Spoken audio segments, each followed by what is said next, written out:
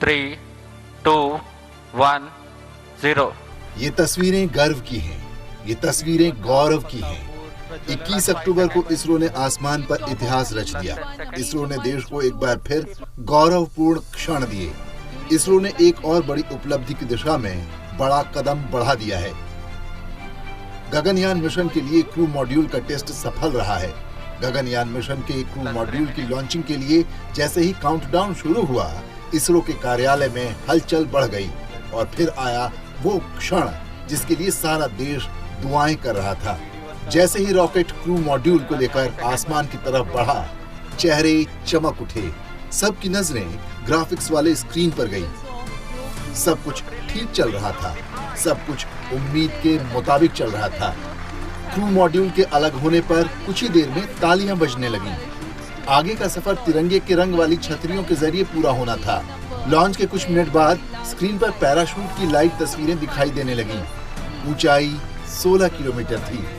घोषणा हुई कि 200 सेकंड में क्रू मॉड्यूल की गति घटाई जाएगी। घोषणा हुई कि 3 मिनट बाद ऊंचाई 10 किलोमीटर है। जब ऊंचाई 2.4 किलोमीटर रह गई तो पायलट और मेन पैराशूट डिप्लॉय किए जाएंगे। अब इसकी गति 51 मीटर प्रति सेकंड पर आ गई थी। धीरे धीरे ये नीचे आता जा रहा था। अब 4.7 किलोमीटर की ऊंचाई रह गई थी। 5 मिनट हो चुके थे और घोषणा हुई कि मेन पैराशूट खोल दिया गया है।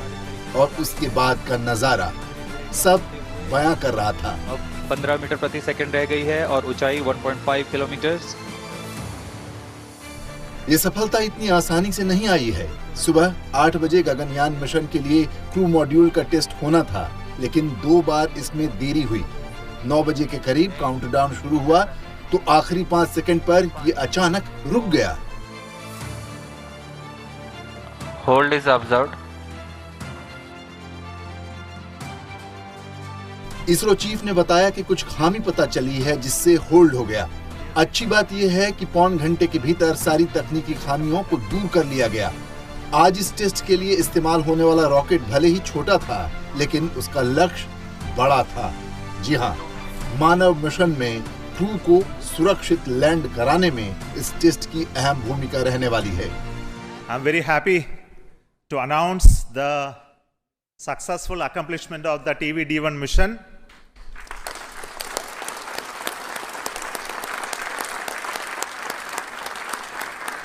The purpose of this mission was to demonstrate the crew escape system for the Gaganyaan program through a test vehicle demonstration, in which the vehicle has gone up to a Mach number, which is a speed of sound slightly above that, and initiated an abort condition for the crew escape system to function.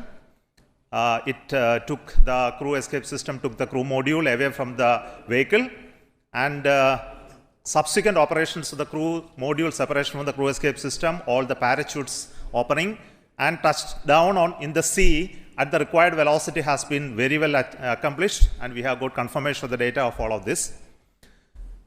And we will be further doing the approach recovery operations of the crew module to be collected from the sea, brought to the port by the ships.